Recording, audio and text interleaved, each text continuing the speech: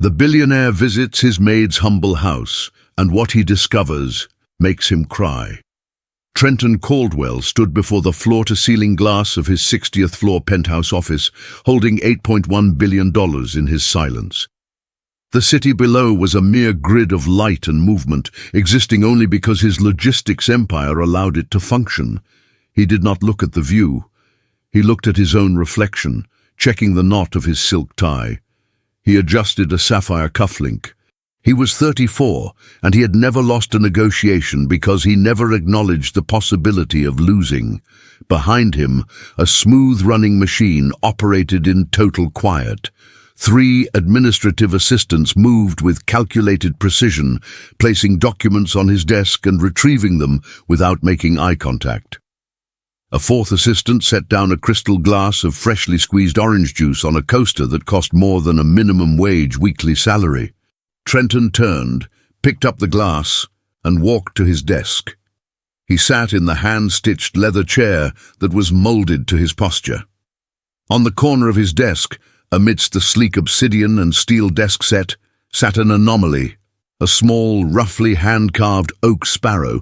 It was crude, unfinished, and deeply personal. Trenton didn't remember where it came from, only that it had been there for weeks, perhaps left by some sentimental cleaning staff he had never bothered to meet. He picked it up, feeling the coarse grain against his smooth palm. He hated it. It was imperfect. He dropped it into the wastebasket.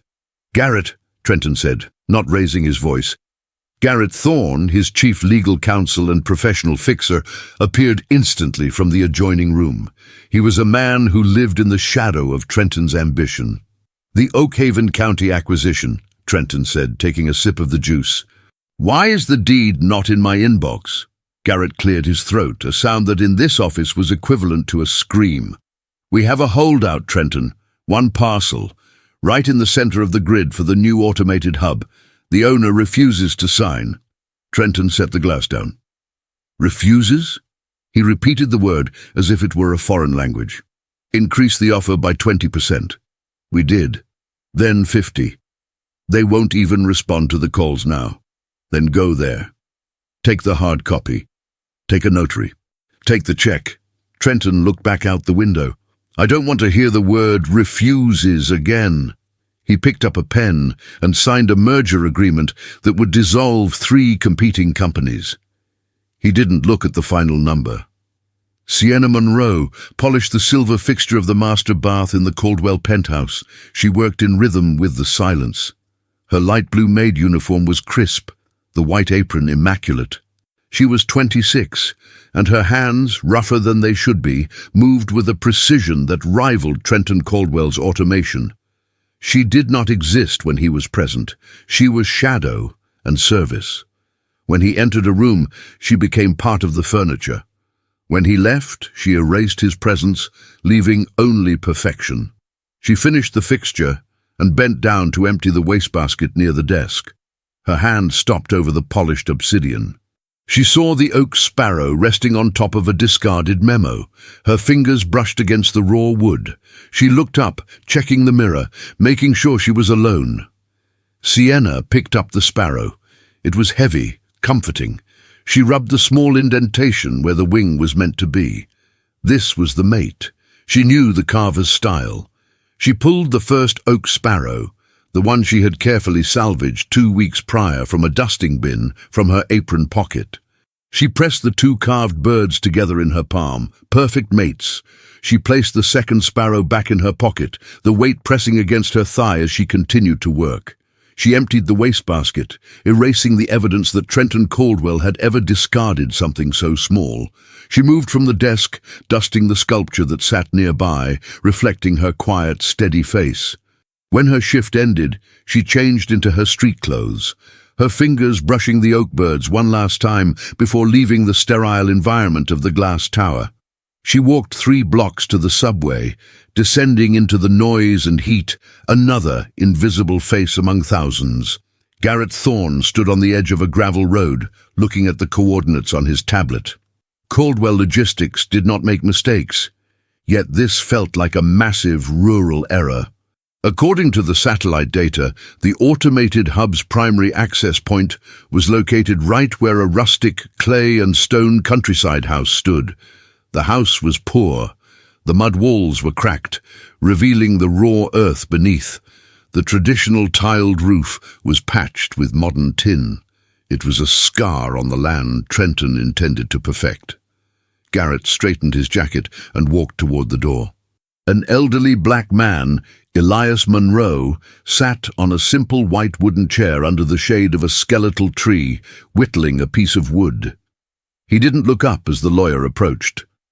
"Mr. Monroe?" Garrett asked. Elias stopped whittling, his knife hovering. "Depending on who's asking."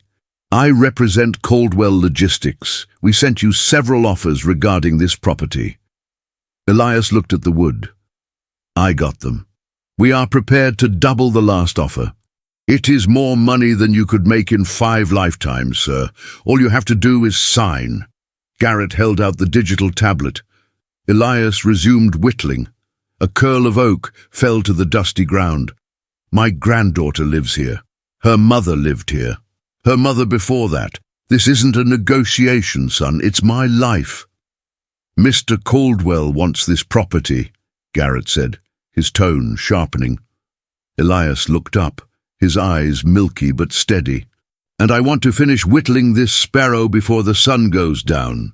The white luxury sedan pulled smoothly into the Caldwell corporate parking garage, which was reserved exclusively for Trenton.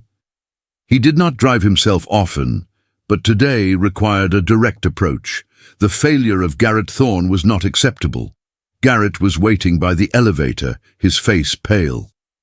"He refused again?" Trenton asked before the elevator doors even opened. He wouldn't even look at the tablet. "It's an old man, Trenton. A holdout. We can just initiate the eminent domain process and—" "No, that takes months. I want that hub running by the end of the quarter." Trenton grabbed the hard copy file from Garrett's hand.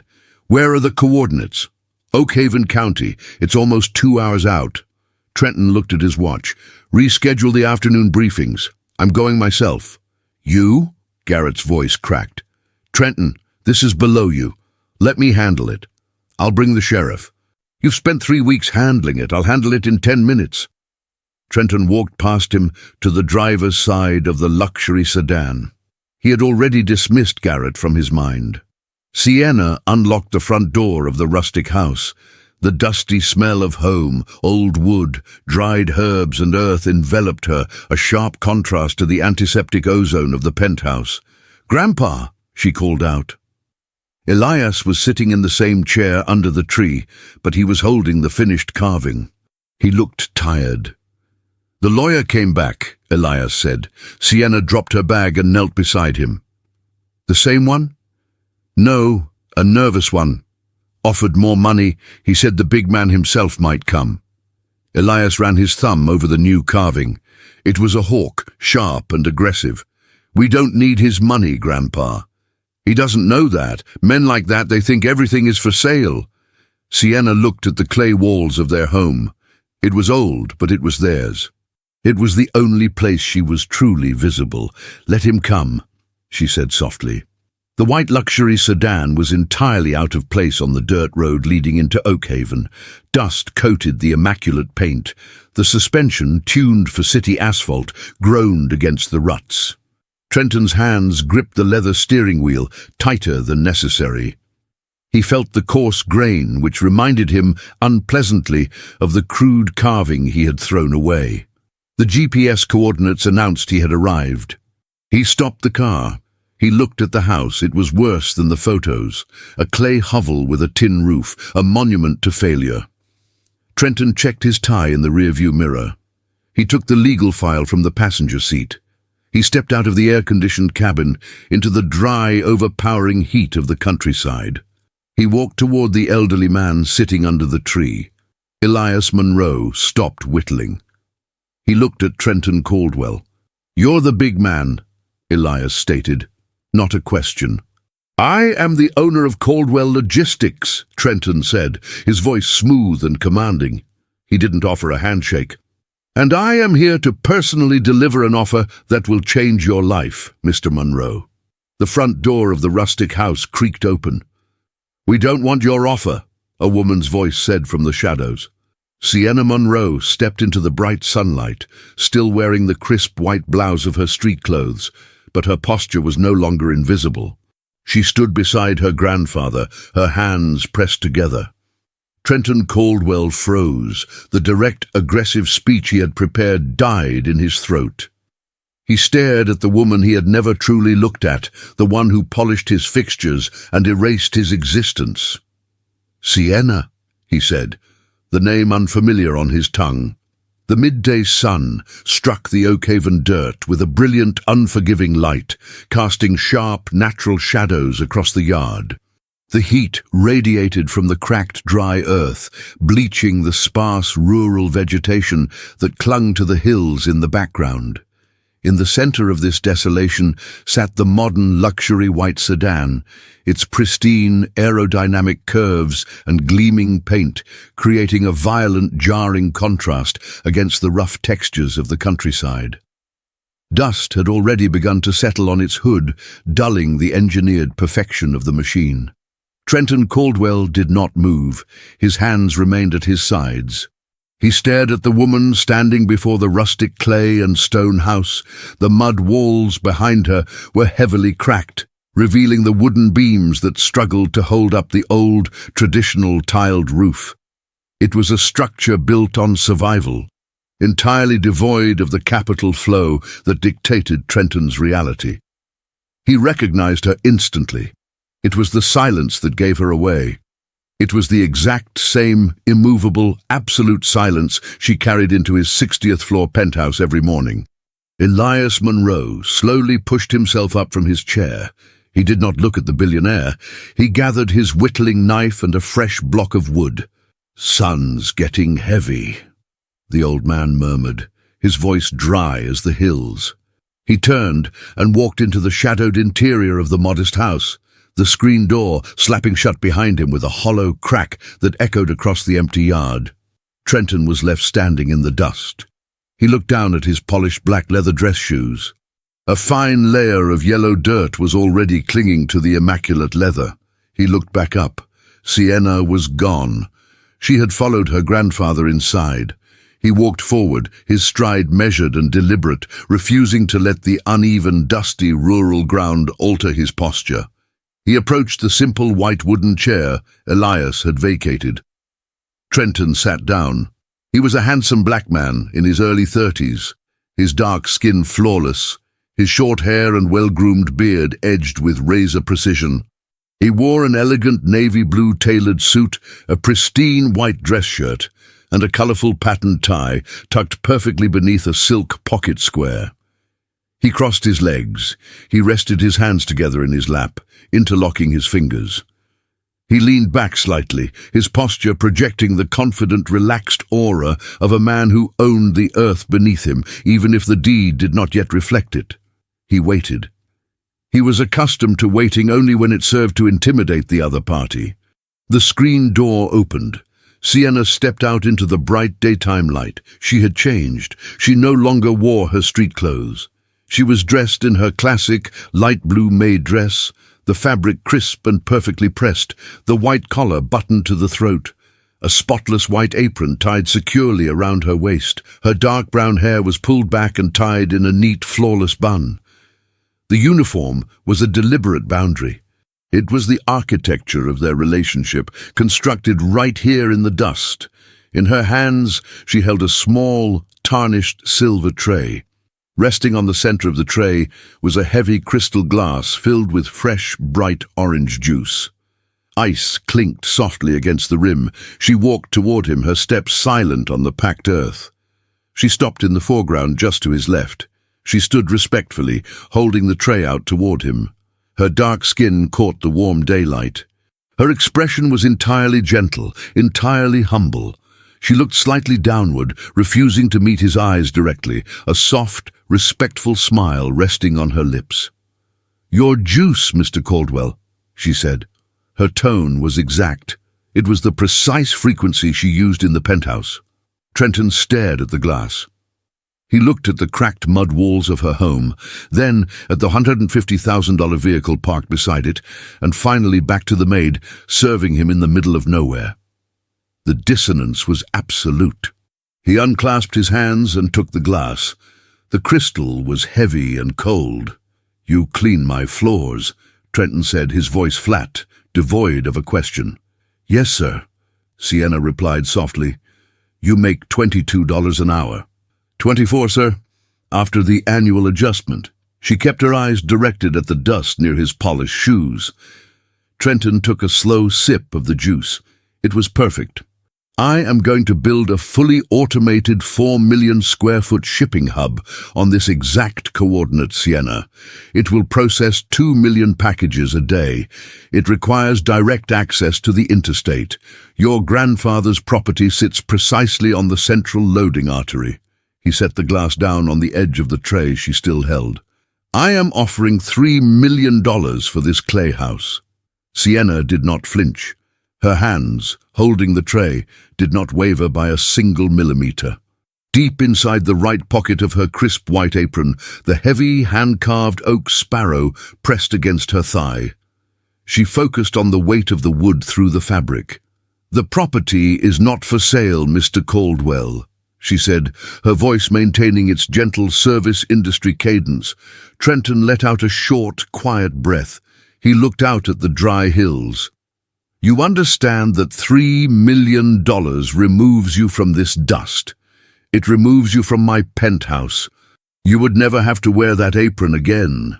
"Will there be anything else, sir?" she asked, her soft, respectful smile never breaking.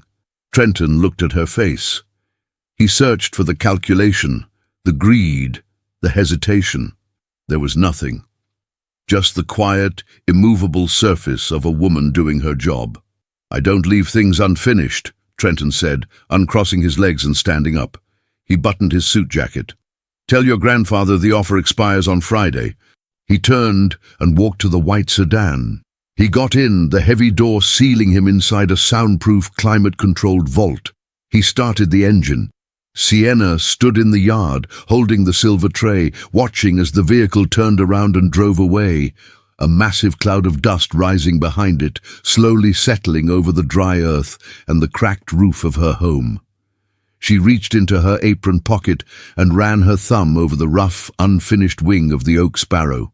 The fluorescent lights of the Caldwell Logistics legal department hummed at a frequency specifically designed to keep employees alert.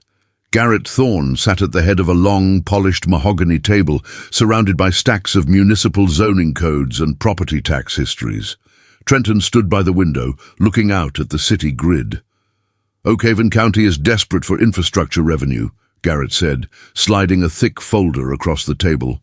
"They have a municipal ordinance from 1984 regarding agricultural water usage.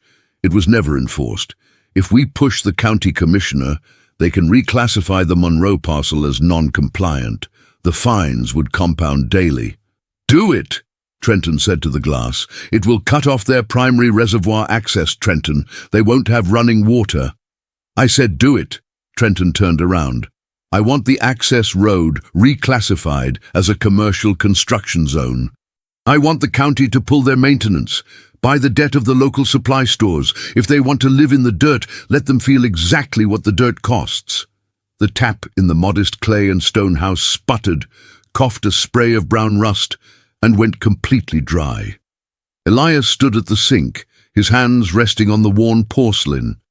He looked out the window at the distant county trucks erecting orange barricades across the main dirt road. Sienna walked into the kitchen.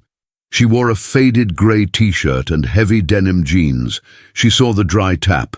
She did not sigh. She did not speak. She simply turned, walked to the back corner of the room, and picked up 2 heavy, galvanized steel buckets. She walked out the back door. The sun was merciless. The county trucks had blocked the road, meaning the drive to the secondary well was impossible. Sienna began to walk. The dry brush scraped against her jeans. The heat pressed down on her shoulders. She walked 2 miles to the creek line, filled the heavy steel buckets, and began the walk back. Her arms burned, the metal handles bit into the calluses on her palms. She focused her eyes on a fixed point on the horizon.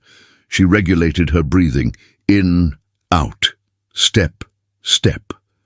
She reached the house, her shirt soaked in sweat, and carefully poured the water into the boiling pot on the stove. She did not spill a drop. Trenton sat at a corner table in an exclusive low-lit restaurant. The ambient noise was a soft murmur of wealth and influence. A waiter in a crisp tuxedo placed a perfectly seared, dry-aged steak in front of him, resting on a stark white porcelain plate. The silver cutlery gleamed under the directional lighting. Trenton placed his hands on the table, resting them on the heavy, white linen tablecloth. His hands were perfectly manicured, relaxed, entirely free of tension. He looked at the steak. He picked up his knife. He made a single, precise cut. He did not eat it. He set the knife down. He stared at the empty chair across from him. Sienna sat on the edge of her narrow cot. The room was dark, illuminated only by the moonlight filtering through the cracks in the wooden shutters. Her hands rested in her lap. They were shaking. The tremors started in her wrists and vibrated down to her fingertips, a violent physical reaction to hauling 80 pounds of water for hours under the sun. She reached into the pocket of her jeans. She pulled out the hand-carved oak sparrow. She gripped it tightly in her right hand, pressing the sharp, unpolished edges into her palm. The pain of the wood grounded her. She closed her eyes. She held the wooden bird until the shaking in her hands slowly subsided into a dull, steady ache. The elevator doors of the 60th floor opened with a soft chime. Trenton stepped out, his phone pressed to his ear. "I don't care if the commissioner is hesitant, Garrett. Double his campaign contribution. I want the Monroe property condemned by Thursday." Trenton walked into his penthouse office. He stopped. Sienna Monroe was standing by the floor-to-ceiling glass window. She was wearing her classic light blue maid dress, the white collar crisp, the apron immaculate. She held a microfiber cloth in her hand. She was wiping a microscopic smudge from the glass. She had walked 5 miles past the county barricades in the dark to reach the highway bus stop. She had ridden 2 hours into the city. She had arrived exactly on time for her shift. Trenton lowered the phone from his ear. He hung up without saying goodbye. Sienna finished polishing the glass. She turned around. Her dark eyes met his for a fraction of a second before dropping respectfully to the floor. Her expression was serene. She showed absolutely no signs of the physical devastation of the previous 3 days. "Good morning, Mr. Caldwell," she said, her voice perfectly modulated, empty of any exhaustion or anger. Trenton stared at her. The vast billion-dollar machinery he had unleashed against her had not altered her routine by a single minute. He looked at her hands, resting quietly against her white apron.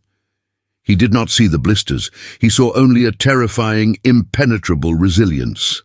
She picked up her cleaning caddy. "I will begin the boardroom, sir, unless you need the office first." Trenton did not answer.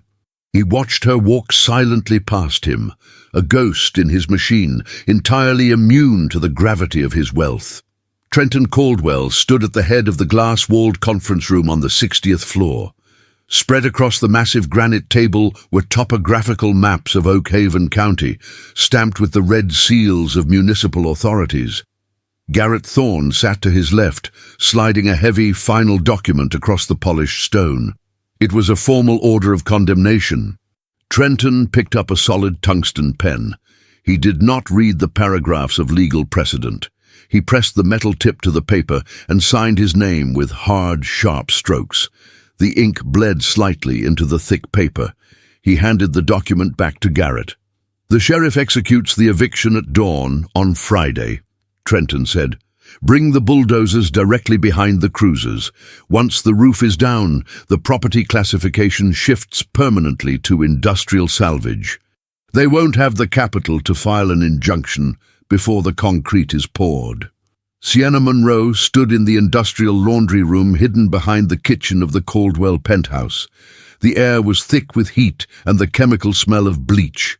She held a heavy iron, pressing it down onto the collar of a spare white apron. Steam hissed violently as the hot metal met the damp cotton. She moved the iron with absolute precision. Forward, back. The fabric smoothed out, perfectly flat, erasing all evidence of wear. She did not look at the clock. She folded the apron, placed it on a pristine stack, and picked up the next wrinkled garment. Trenton sat in the back of a black executive SUV. He had abandoned the white luxury sedan. Its suspension was severely damaged from his previous trip to Oakhaven. The SUV was built like a vault, absorbing the shock of the unpaved rural roads without transferring a single vibration to the leather seats inside. He held a manila envelope containing the copies of the condemnation order. He stared at the tinted window. The dry hills rolled past, bleached and dead under the afternoon sun. He checked his phone. The market was closing.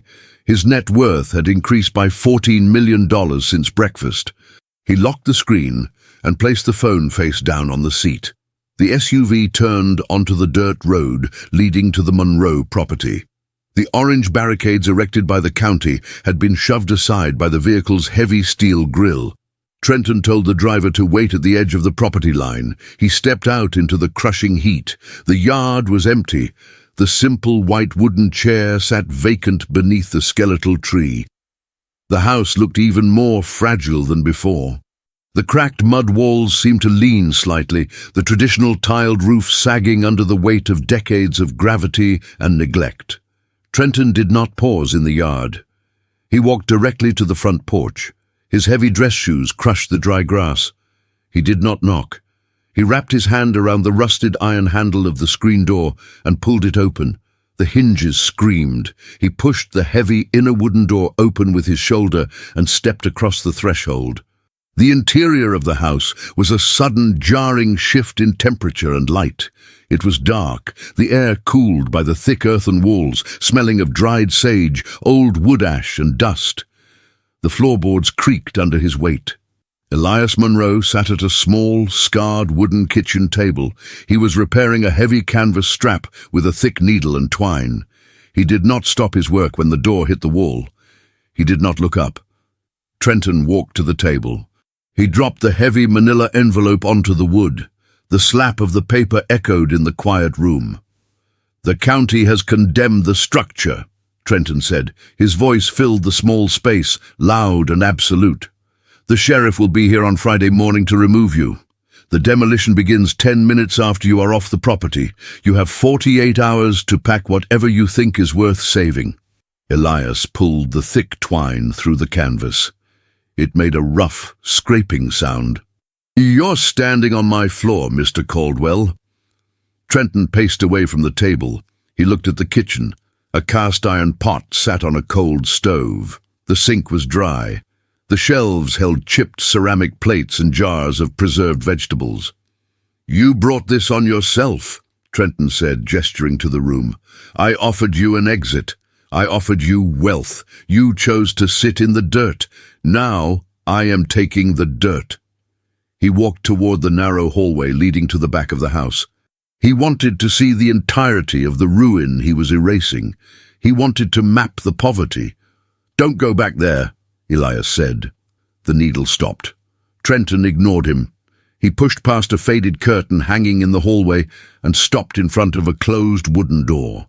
The wood was deeply scored, older than the rest of the house.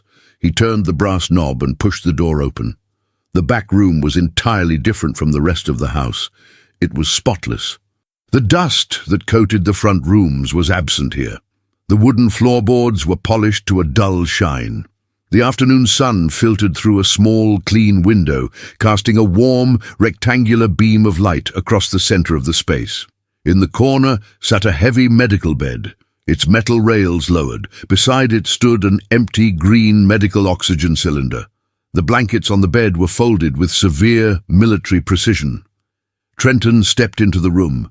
The air was perfectly still. Against the far wall, under the window, was a long, heavy wooden workbench. It was covered in tools, small chisels, files, sandpaper, and a worn leather strop. Wood shavings were swept neatly into a pile at the corner of the desk. Lined up along the back edge of the workbench were dozens of hand-carved oak animals. There were hawks, foxes, and wolves, and there were sparrows. Dozens of sparrows. Trenton stopped breathing. He walked slowly toward the workbench. He reached out and picked up one of the sparrows. He turned it over in his hand. He looked at the deep, asymmetrical gouge under the left wing. It was a flaw in the carving technique. It was the exact same flaw, the exact same knife stroke, as the oak sparrow he had picked up from his glass desk in the penthouse and thrown into the wastebasket weeks ago. Trenton looked up from the wooden bird. Pinned to the wall above the workbench was a single faded photograph. It showed 3 people in the front yard of the house. Elias Monroe stood on the left, looking younger, his hand resting on the shoulder of a man sitting in the simple, white wooden chair. Sienna Monroe, wearing a high school graduation gown, stood on the right. The man in the chair was frail, his clothes hanging loosely on his frame. He was holding a piece of raw wood and a carving knife. He was looking directly at the camera. He was smiling. It was a wide, genuine, unburdened smile. Trenton stared at the face of William Caldwell. He stared at his father, the father who had disappeared into a haze of debt and failure a decade ago. The father Trenton had legally severed himself from, cutting off all communication and financial support to protect the rising stock price of Caldwell Logistics. The father who had simply vanished from the corporate record. Trenton's hand began to shake. The tremor started in his fingers and traveled up his arm. The hand-carved oak sparrow slipped from his grip and hit the wooden workbench with a dull, heavy clatter. He looked down. Next to the pile of wood shavings lay a folded piece of heavy paper. It was a county death certificate. Trenton did not need to pick it up to read the bold black ink at the top. Name of deceased William Thomas Caldwell. Place of death, Oak Haven County. Primary caretaker. Informant, Elias Monroe. Trenton stepped back. His polished black leather dress shoe hit the metal base of the oxygen cylinder.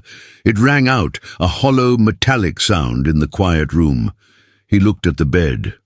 He looked at the oxygen tank. He looked at the tools.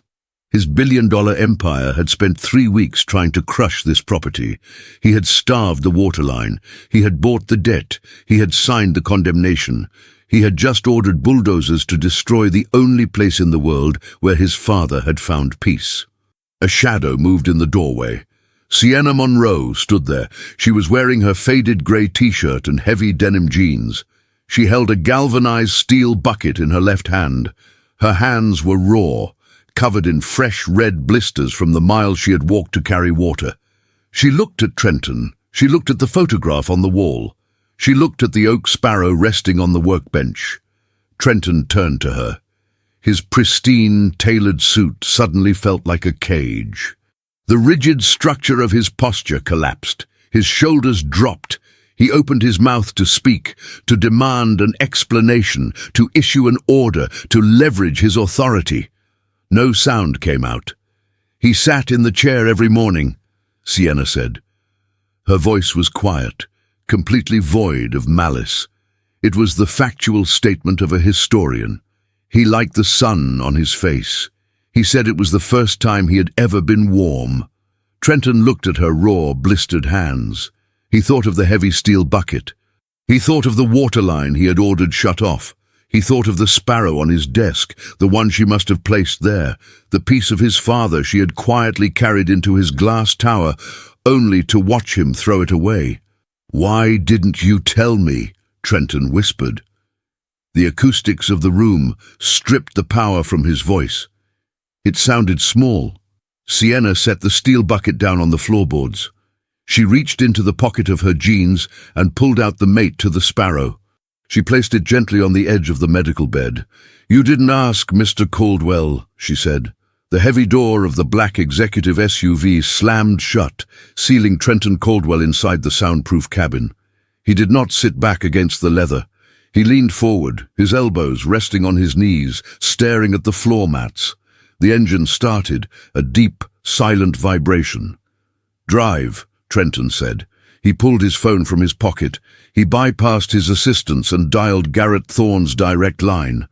"Garrett," Trenton said, his voice stripped of its usual smooth cadence. "The condemnation order. Stop it!" There was a pause on the line. The ambient sound of the legal department hummed in the background. "Trenton, I filed the paperwork at 2 o'clock. The judge signed it. The county commissioner authorized the overtime for the sheriff's department. The heavy machinery is already staged at the county line. I don't care where it is staged. Withdraw the order." "I can't just withdraw a public health hazard decree on a whim, Trenton. You force the county to classify the structure as an immediate danger to the automated hub infrastructure. Reversing a judicial signature takes 30 days. The eviction is tomorrow at dawn." "By the judge," Trenton said, staring at the tinted window. "We did buy the judge," Garrett replied, his voice tightening, "to push the order through. If we try to bribe him to reverse his own expedited ruling 12 hours later, it triggers a federal audit. You built a machine designed to crush this property without friction, Trenton. The machine is running. I cannot stop it before sunrise." Trenton ended the call. He dropped the phone onto the leather seat. He looked at his hands. They were trembling. The man who dictated the flow of global commerce could not stop a single yellow bulldozer in a rural county. Sienna Monroe stood in the quiet of the back room. The beam of afternoon light had shifted, illuminating the wooden workbench and the rows of carved oak animals. She bent down and picked up the heavy manila envelope containing the condemnation order Trenton had thrown on the kitchen table. She did not open it. She walked to the cast-iron stove in the kitchen. She opened the heavy metal door. Inside, a small fire burned, boiling the last of the hauled water. Sienna pushed the manila envelope into the flames. The thick paper blackened, curled, and dissolved into ash. She returned to the back room. She walked to the workbench. She picked up the hand-carved oak sparrow Trenton had dropped. She rubbed her thumb over the deep, asymmetrical gouge beneath the left wing. She placed the sparrow back in its exact position in the line of wooden birds. The 60th floor penthouse was dark. Trenton stood behind his desk, the city grid glowing below him. The 3 administrative assistants were gone. The silence of the office, usually a symbol of his absolute control, now felt like a vacuum. He opened the bottom drawer of his obsidian desk. He pulled out a thick, legal-bound portfolio. It was a blank, irrevocable trust document designed for corporate acquisitions. He laid it flat on the desk. He picked up his tungsten pen. He began to write. He transferred ownership of the Oak Haven coordinates. He added the surrounding 300 acres. He wrote down an 8-figure sum, tying it to a blind trust in Elias Monroe's name. He funded it directly from his personal accounts, bypassing the corporate structure entirely. He pressed the pen so hard into the paper that the metal tip tore through the heavy parchment on his signature. He closed the portfolio. He did not sleep. The morning sun broke over the dry Oak Haven hills, casting long, pale shadows across the dirt. Sienna Monroe stood in the yard holding a wooden basket. She was hanging washed clothes on a thick cord strung between the porch pillar and the skeletal tree. The black executive SUV appeared on the horizon. It did not move with its usual smooth glide. It sped down the rutted dirt road, kicking up a massive wake of yellow dust. It skidded to a halt at the edge of the property line. Trenton Caldwell stepped out. He was still wearing the navy blue tailored suit from the day before. The pristine white dress shirt was wrinkled. The colorful patterned tie was missing. He walked across the dry grass, carrying the heavy legal portfolio. Sienna reached into the basket, pulled out a faded cotton towel, and pinned it to the line. She did not look at him. Trenton stopped 3 feet away from her. The physical boundary between them remained absolute. "I brought the deed," Trenton said. His voice was raw. He held out the portfolio. "The land is yours, in perpetuity. I added the surrounding 300 acres. There is a trust fund attached. It contains enough capital to rebuild this house, to pipe in a private reservoir, to do whatever you want." Sienna picked up another towel. She shook the wrinkles from the fabric. She pinned it to the line, the wood of the clothespins snapping sharply in the quiet morning air. "He was my father," Trenton said, the words heavy and clumsy in his mouth. "He left when I was 19. The debts were destroying my first company. I severed him from my life to protect the asset. I didn't know he came here. I didn't know he was sick." Sienna lowered her arms. She turned to face him. She looked at the expensive leather portfolio in his hands. "He did not talk about you, Mr. Caldwell," Sienna said. Her voice carried no malice, no pity, no judgment. It was entirely factual. "He talked about the grain of the oak. He talked about the heat of the sun. He did not need your capital. He needed a chair." Trenton stared at her. "I am trying to fix this. There is nothing here for you to fix," Sienna said. She turned her back to him, reached into the basket, and continued hanging the damp cloth. Trenton stood in the dirt, holding a portfolio worth $30 million, completely incapable of making her take it. Friday dawn. The sky over Oakhaven County was a bruised dark purple, slowly bleeding into a pale, cold gray. The air was entirely still. At the intersection of the paved state highway and the dirt road leading to the Monroe property, a convoy of heavy machinery idled. 2 yellow bulldozers, their massive steel blades resting an inch above the asphalt. 3 Oakhaven County Sheriff's cruisers, their light bars flashing silently in the pre-dawn gloom. They could not advance. Parked horizontally across the entrance of the dirt road, blocking both lanes entirely, was the black executive SUV. Trenton Caldwell stood in front of the vehicle's heavy steel grille. His suit jacket was discarded on the passenger seat. His sleeves were rolled up, exposing his forearms to the cold morning air. The lead sheriff stepped out of his cruiser, a heavy flashlight in his hand. He walked up to the billionaire. "Mr. Caldwell," the sheriff said, his tone a mix of deference and confusion. "You're blocking the access road. We have a signed order from your own legal department to clear the parcel at 0600. "The order is rescinded," Trenton said. He did not move. "I don't have that in my system, sir. The commissioner told us to execute the demolition. I need you to move the vehicle." Trenton looked at the sheriff. He reached into his pocket and pulled out his phone. He did not call his lawyers. He called the governor of the state. He spoke 3 sentences. He held the phone out to the sheriff. The sheriff took the phone, listened for 10 seconds, paled, and handed it back. He turned around, signaling to the convoy. The cruisers turned off their light bars. The bulldozers engaged their massive gears and began to reverse down the highway. Trenton watched the convoy disappear. The dust settled back onto the asphalt. He got into the SUV, turned the steering wheel, and drove slowly down the dirt road toward the cracked mud house. He parked beside the skeletal tree. The yard was quiet. The front door of the house opened. Sienna Monroe stepped out onto the porch. She was wearing her heavy denim jeans and the faded grey t-shirt. In her hands, she carried a neatly folded stack of fabric.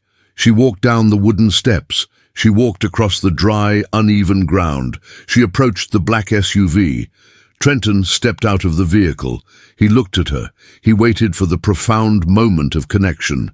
He waited for the acknowledgement that he had stopped the machine, that he had saved her home, that he had used his absolute power to protect the memory of his father. Sienna did not look at his face. She stopped in front of the hood of the SUV. She placed the folded stack of fabric onto the warm metal of the hood. It was the classic light blue Maid dress. The white collar was perfectly crisp. The spotless white apron rested on top. Placed squarely in the center of the folded apron was her polished obsidian security access card. Trenton looked at the uniform. "The county will restore the waterline by noon," he said, his voice quiet. "The land is clear." Sienna reached into the pocket of her jeans. She pulled out the hand-carved oak sparrow, the one Trenton had thrown in the wastebasket weeks ago, the one with the asymmetrical gouge beneath the left wing. She set it gently on top of the folded white apron, right next to the obsidian access card. "The sun is up, Mr. Caldwell," Sienna said. Her expression remained gentle, humble, and entirely distant. "You are blocking the path to the well." She turned away from him. She walked to the side of the house, picked up the two heavy galvanized steel buckets, and began the long walk toward the creek line. She did not look back. Her stride was steady, uninterrupted, and completely free. Trenton Caldwell stood alone in the dust. He looked at the cracked mud walls. He looked at the empty white wooden chair. He looked down at the hand-carved oak sparrow resting on the pristine fabric of the uniform he owned. The 60th floor penthouse was silent.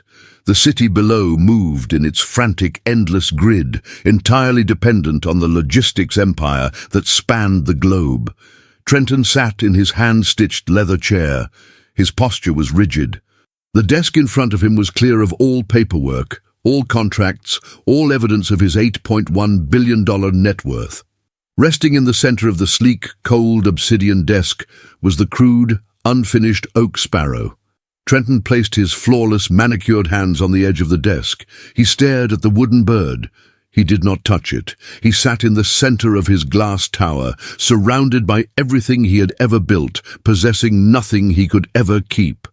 The climate control system in the Caldwell Logistics Executive Boardroom was designed to maintain a constant temperature of 68 degrees, regardless of the solar heat beating against the 60 stories of exterior glass. The air was filtered, odorless, and sterile. Around the massive, custom-milled granite table sat 12 members of the board of directors. They wore dark worsted wool and heavy silk. They did not speak. They looked at the empty chair at the head of the table. Garrett Thorne stood near the projected display on the far wall. The screen showed a map of the United States, dominated by a glaring red indicator over Oak Haven County. The indicator represented a daily capital bleed of $2.4 million. The heavy machinery contracts were frozen. The supply chain reroutes were accumulating compounding penalties. The automated hub, the crown jewel of the fiscal year, was a dead zone. The heavy oak doors of the boardroom opened. Trenton Caldwell walked in. He did not carry a tablet. He did not carry a legal pad. He walked to the head of the granite table and sat down. The tailored lines of his navy suit seemed slightly off, as if the fabric were hanging on a frame that had lost its structural density overnight.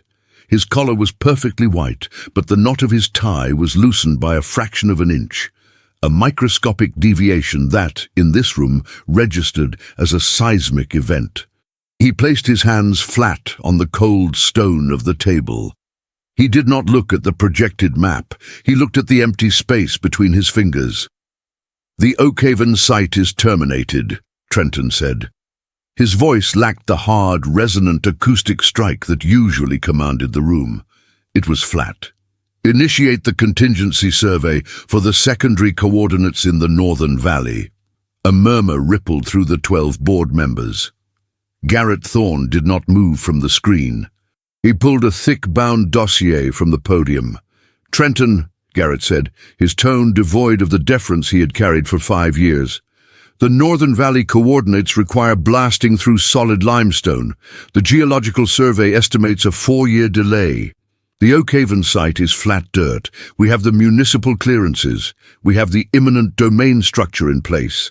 The only obstacle is a single unreinforced clay structure that you unilaterally ordered the county sheriff to ignore."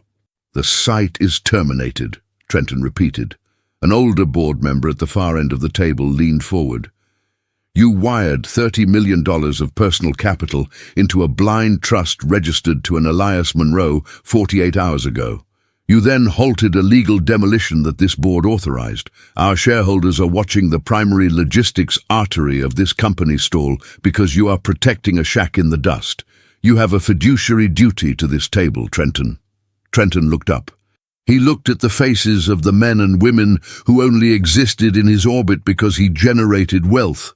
He felt the heavy, crude shape of the hand-carved oak sparrow resting deep in his right pocket. He felt the deep gouge beneath the wing pressing against the fine wool of his trousers.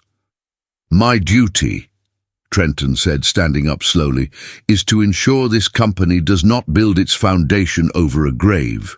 He turned and walked out of the boardroom. He left the doors open behind him. The 12 members of the board sat in the cold, filtered air, looking at Garrett Thorne. Garrett placed the bound dossier flat on the podium. He did not look at the door. He looked at the red indicator on the screen. The machine had identified a point of failure. The sun beat down on the cracked earth of Oakhaven County with a heavy physical weight. The air smelled of dry sage and heated dust. Sienna Monroe knelt in the dirt beside the eastern wall of the modest house. She wore faded denim jeans and a thick, long-sleeved canvas shirt to protect her skin from the sun. Beside her sat a wide, shallow wooden trough filled with raw clay, sand, and water. She plunged her bare hands into the mixture. The thick, cool mud coated her skin, filling the spaces beneath her fingernails. She worked the materials together, folding the heavy clay over the coarse sand, finding the exact consistency her grandfather had taught her when she was a child. She stood up, carrying a heavy mound of the wet earth. She pressed it firmly into a deep, jagged crack in the dry wall of the house.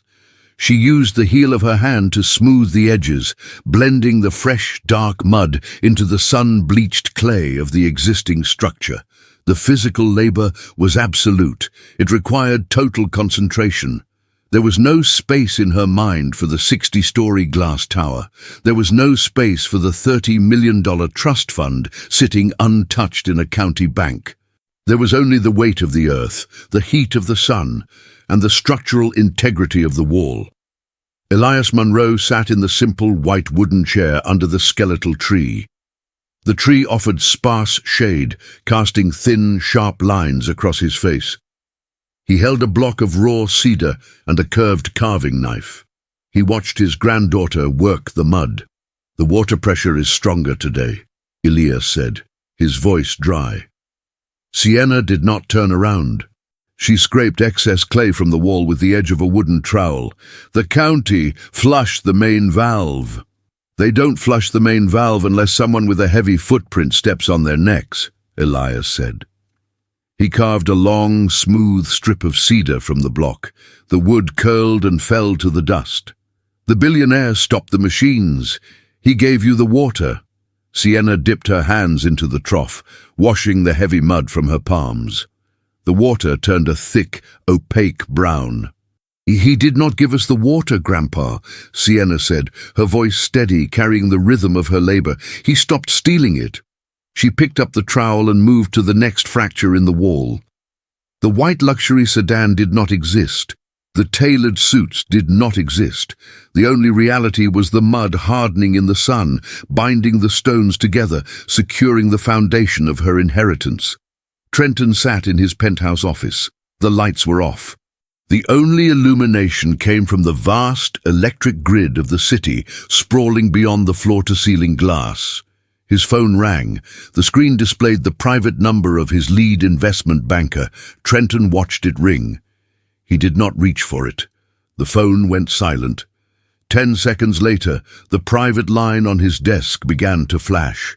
Then his encrypted email terminal chimed.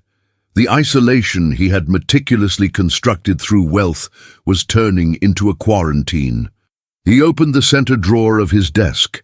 The hand-carved oak sparrow sat in the exact middle of the velvet-lined space. Trenton reached in and picked it up. He traced the asymmetrical gouge. He remembered the exact look on his father's face in the photograph pinned to the wall of the dusty back room. It was a face unburdened by the crushing pressure of exponential growth. It was a face that had found value in the slow, meticulous removal of wood to reveal the shape beneath.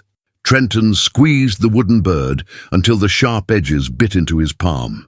He had spent his entire adult life building a fortress of capital to ensure he would never end up like his father. He had succeeded so completely that he had engineered his own total alienation. He had built a world where he could dictate the landscape of entire cities, but he could not make a single woman in a faded grey t-shirt look at him with anything other than polite, absolute indifference. The glass door of his office clicked open. Garrett Thorne stood in the doorway. He did not step inside. He held a single sheet of heavy, watermarked paper. "The board convened an emergency session, Trenton," Garrett said. The silence of the office swallowed his words, making them sound distant and hollow. The vote was unanimous. Trenton did not turn his chair around. He kept his eyes on the city grid. "Fiduciary negligence and breach of the stability clause," Garrett confirmed. "The rerouting of the Oakhaven hub and the $30 million blind trust established a pattern of erratic, non-corporate behavior. The shareholders are exposed. The bylaws require immediate separation of the chief executive officer to stabilize the stock price." Garrett stepped forward and placed the heavy paper on the edge of the obsidian desk. "Security has disabled your elevator access to the executive floors," Garrett said. "You have 30 minutes to clear your personal effects." Trenton looked at the document. It was a masterpiece of legal severing. It was the exact same mechanism he had used to cut his father out of his life 10 years ago. It was clean, efficient, and entirely devoid of blood. He did not argue. He did not threaten to dismantle the board. He simply opened his hand, looking at the rough oak sparrow resting against his skin. The machine had finally identified him as the inefficiency. The Oakhaven County Courthouse was a squat brick building that smelled of old floor wax and decaying paper.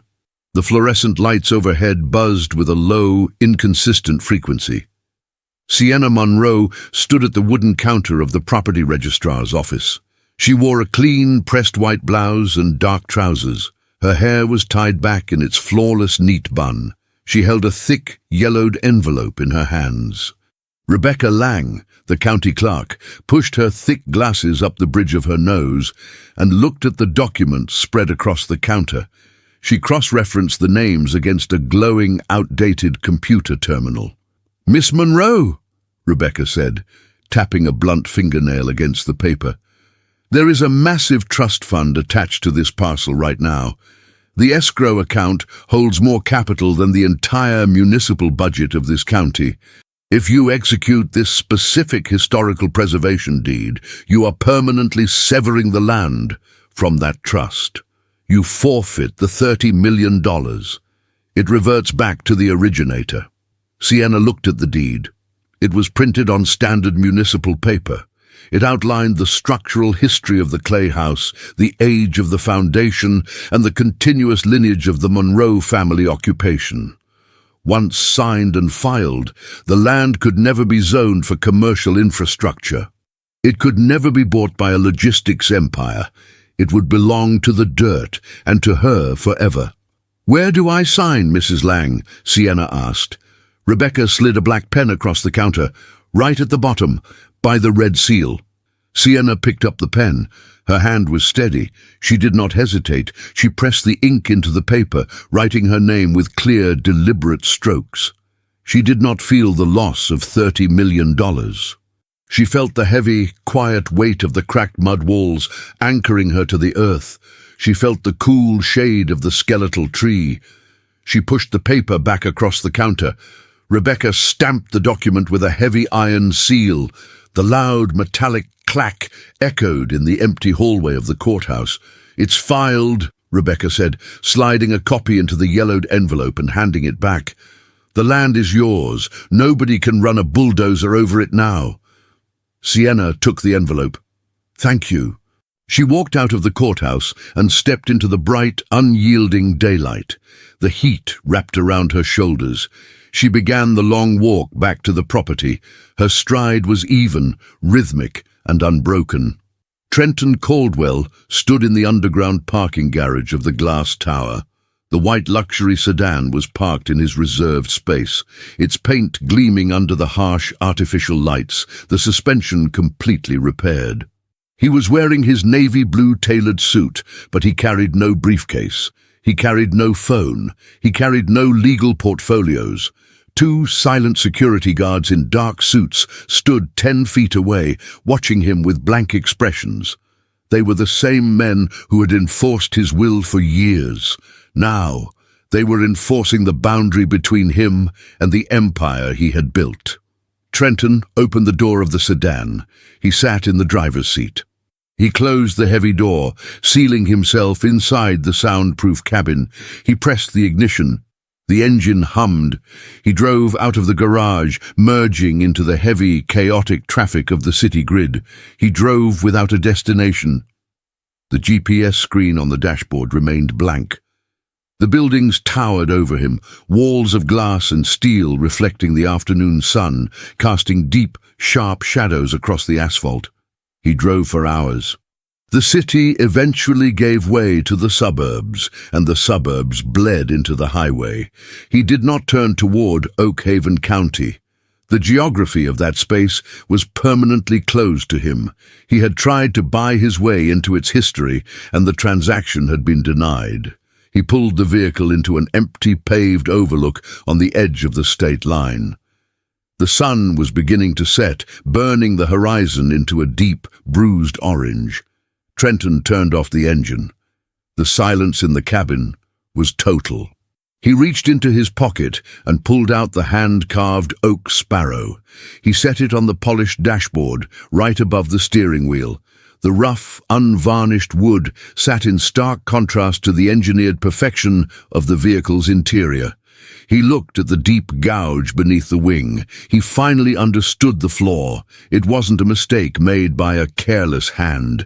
It was the natural resistance of the wood. His father had hit a hard knot in the oak, and instead of forcing the blade and breaking the carving, he had allowed the flaw to remain. He had worked around the imperfection. Trenton leaned his head back against the headrest. He looked out through the windshield at the dying light. He possessed billions in offshore accounts. He possessed the clothes on his back. He possessed the luxury vehicle. But sitting in the absolute quiet, he realized he was the most hollow structure in the landscape.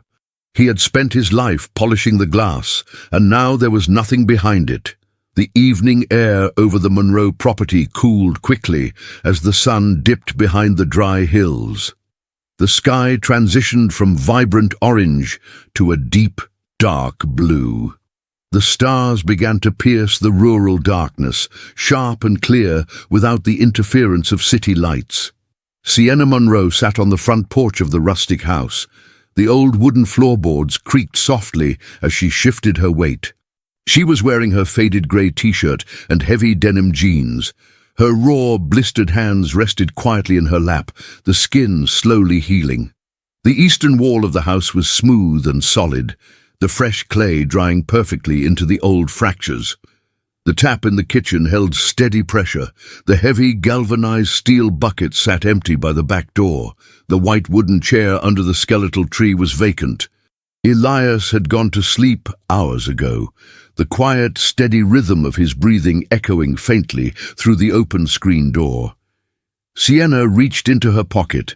She pulled out the mate to the oak sparrow, the one with the perfect wings, the one her grandfather had carved.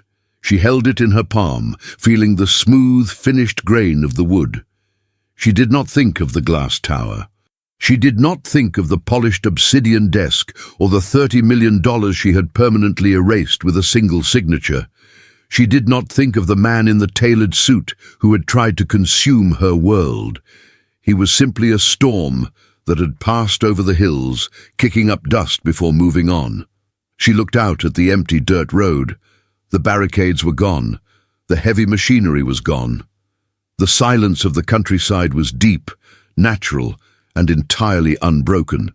Sienna pressed the wooden sparrow gently between her hands, closed her eyes, and listened to the wind move through the dry grass. She was completely, fundamentally free.